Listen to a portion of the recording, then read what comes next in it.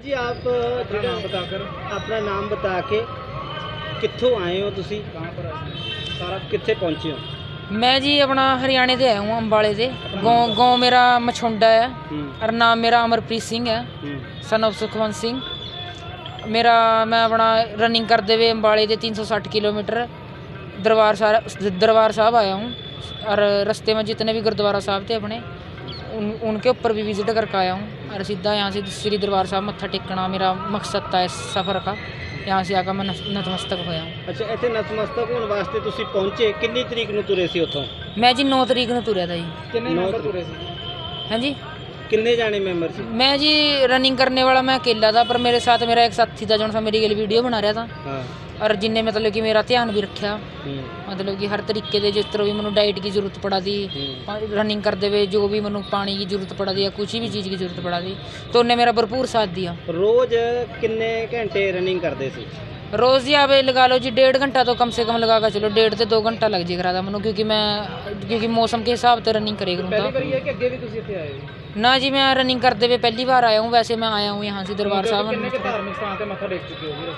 मैं जी रस्ते में सबसे पहला फतेहगढ़ साहब मत्था टेकिया, फिर श्री कोतवाल साहब मत्था टेकिया, फिर अपना चमकौर की गढ़ी में मत्था टेकिया, फिर श्री भट्ठा साहब मत्था टेकिया, फिर बाबा बजित्र सिंह जी के स्थान पर भी गए जो सा वहाँ से है बनया हुआ। फिर उसके बाद मत्था टेकन आए हो, ताड़ी इत्थे कोई श्रद्धा सुखना सी, ताड़ी कोई श्रद्धा सी? मैं जी मेरा मोटिव ये था कि जब मतलब कि मैं गेम करे करूँ था तो मतलब मैं एथलीट हूँ तो हर ऊपर से एक सिख भी हूँ, तो शुरू से मेरे मन में यही था कि मैं कुछ अपने धर्म जोगा करूँ।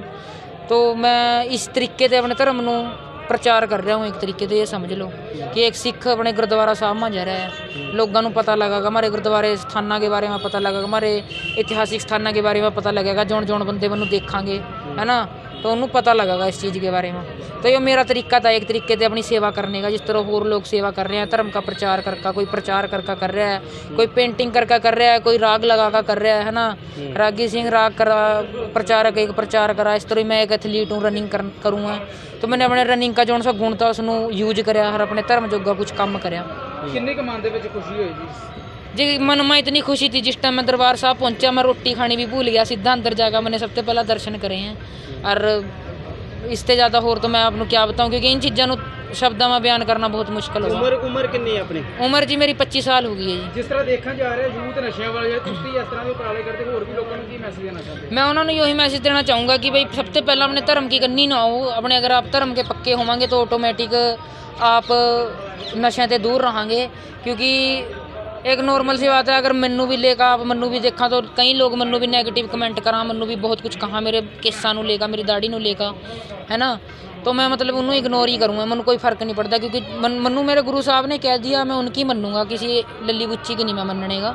कोई मैनू क्या कहा मैनू उससे कोई फ़र्क नहीं पड़ता, किसी को मैं अच्छा लगूँ ना लगूँ, मेरे माँ बाप को मैं यूँ ही अच्छा लगूँगा, मेरे प्रभु को मैं यूँ ही अच्छा लगूँगा।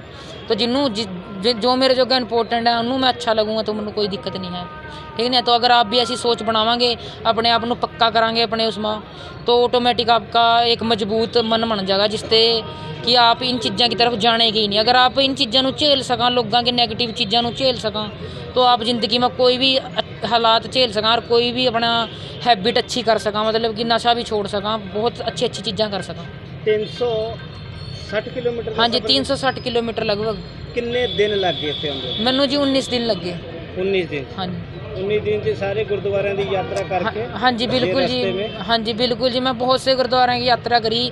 कुछ तो मैं अपनी जो सी संगत जुड़ी हुई थी उन्होंने दिखा भी नहीं पाया, बट मैं परमात्मा का शुक्रगुजार हूँ कि मैनू गुरुद्वारा साहबां के दर्शन हुए हैं, है ना, कि भाई मतलब कि मैनू दर्शन हो गए, पर मैं माफ़ी चाहूँगा जिन्होंने मैं दर्शन नहीं भी करवा पाया, जो सा गुरुद्वारा साहब रह गया है ना।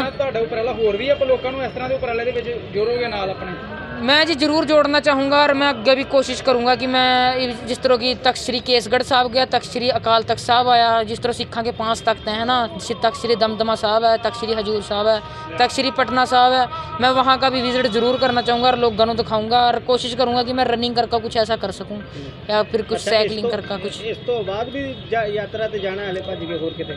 मैं जी कोशिश करूँगा, अगर परमात्मा ने अकाल पुरख की कृपा हुई और मैनू अच्छी सपोर्ट बनी रही लोगों ने अपना प्यार दिखाया, तो ज़रूर मैं कोशिश करूँगा। क्योंकि इस टाइम तो मेरी हालत बहुत ज़्यादा ख़राब हो गई है इस सफ़र के बाद, क्योंकि मैं बीमार भी हो गया बीच में बहुत ज़्यादा, और इस टाइम मेरी हालत अग्गा जाने की है नहीं। पर मैं कोशिश करूँगा कि इन फ्यूचर में जौन से स्तर अपने रह गए तख्त साहबान रह गए 3, वहाँ से इस तरह का कोई उपराला कर सकूँ।